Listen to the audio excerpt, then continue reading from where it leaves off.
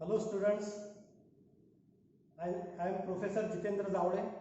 Today we'll learn the driver circuit required for the MOSFET. So one should know how to design the driver circuit for the MOSFET. Why we require the driver circuit for the MOSFET? That are the important point to be considered. So there are different circuits available in the market for driving the MOSFET. But while designing the driver circuit for the MOSFET, you should consider the high power circuit and the low power circuit along with the driver part, means the isolation and driver both part will come together and the driver circuit will meet the gate to source requirement of the MOSFET. So that's why the driver circuit is playing the vital role in switching on and off of the power electronic switch. That is called as in our case it is a MOSFET. Okay, now I will show you the op-amp based driver circuit which is built up or constructed across the RAM generator and DC voltage which is supplied for the comparison. Now if you see here this circuit, this is a MOSFET, and for the MOSFET you require the gating signal to be applied. Now for generation of the gating signal of this MOSFET, we have one comparator and that comparator is supplied to the RAM generator. So UJT is acting as a RAM generator over here. And this UJT signal, which is, you can observe the UJT signal here, that is the RAM signal over here. The RAM signal is nothing but it is going from 0 and goes to maximum, and from maximum it goes to suddenly 0 and again it goes to high. So this type of signal is called as the RAM signal, and this RAM signal is applied as an input to the non-inverting input terminal of the op-amp, which is acting as a comparator in our case. Now there is another voltage which is applied to the comparator, that is called as the control voltage. Now this control voltage is nothing but there is a variable resistor to which you have supplied a 15 volt DC supply, and you can vary this DC voltage from this terminal, so that's why it is called as the control voltage. Now this control voltage and the RAM signal both will be get compared at the comparator, and accordingly a square wave output will be generated. Now I will show you the output of the comparator. Now you can see the output of the comparator. In this case, this part is the off time of the comparator and this is the on time. So this is the positive saturation, whereas this is called as the negative saturation. Means comparator output fluctuates between negative saturation to the positive saturation and positive saturation to the negative saturation. So means what? There is a comparison between the RAM signal and the control signal, and with the help of this you are getting this square wave output at the across the comparator. Now this comparator output will be fed to the opto-isolator and driver. So this opto-isolator, what is the role of this opto-isolator? The role of this opto-isolator is to isolate this low power circuitry from the high power circuitry. Okay, so role of the isolator is to isolate the low power circuitry from this high power circuitry, and our aim is to generate the gating signal for the MOSFET. Now these signals, whatever the output generated at this point, that is a square wave, this square wave will be applied to the gate of the MOSFET through the isolator and the driver.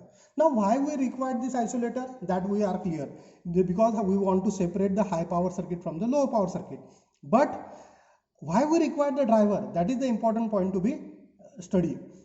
So driver is, the role of the driver is that this driver circuit will boost the signal level required for gate to source terminal of the MOSFET. So means what? Whatever the square wave generated at the output of the comparator, that signal strength will be enhanced as per the gate to source requirement of the MOSFET, and hence we can say that the gating signal will be generated at the gate terminal of the MOSFET, and hence this circuit is called as the driver circuit of this MOSFET. Now I will show you practically. Now I will show you practically. Now this is the output of the comparator. This one is the RAM signal. So RAM signal and the comparator output is here. Now you can see, as I change the value of my DC voltage, which is called as the control voltage in this case, my duty cycle is going to be changed.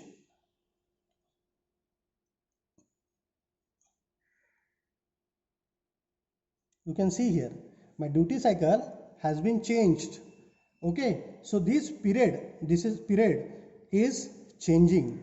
Now for this period, what happened? The MOSFET, whenever this positive pulse will appear on the gate junction of the MOSFET becomes on, and this is the period for which the MOSFET will be off. Means what? The on time of the MOSFET can be varied by just varying the control voltage. So as I change the control voltage, it varies from minimum 0 to maximum 95%. Okay, you can see from here. So you can change it in this like this. And here you can observe the frequency of the signal which is generated at this point, which is 8.19 kilohertz. Okay, so these are the gating signal which is supplied to the gate of the MOSFET. Now I will show you the output of the isolator and the driver. Now you can see here what is the strength of this signal. If you see here the strength of the signal,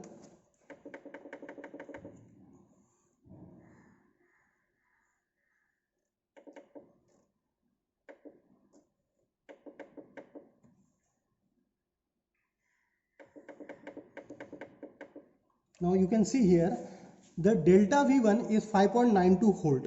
Means this is the magnitude of the voltage which is generated across the output of the op-amp.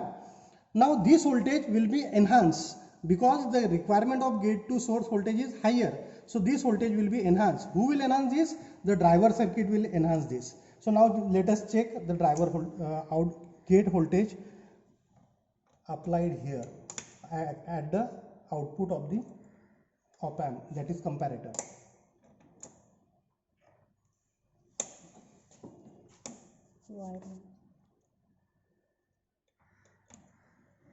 Okay, now you can see here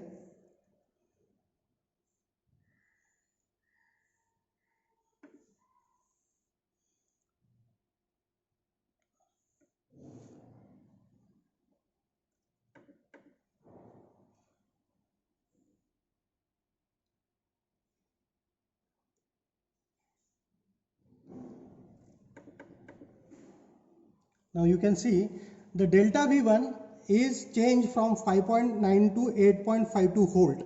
Means the value of the output will change from 5.2 to 8.9 or 8.2 as per the requirement of the gate junction voltage. And here you can see this is the period for which the MOSFET becomes on. So this MOSFET is the N channel MOSFET, and if you supply this square wave, with this positive voltage here, what will happen? The on time of the MOSFET changes. If the on time changes means what? The output voltage generated across the load will be changes. Means the load voltage is going to be changed for this much duration. Means MOSFET will become on for this much period and it will off for this period. So this on time and off time can be easily varied with the help of this potentiometer.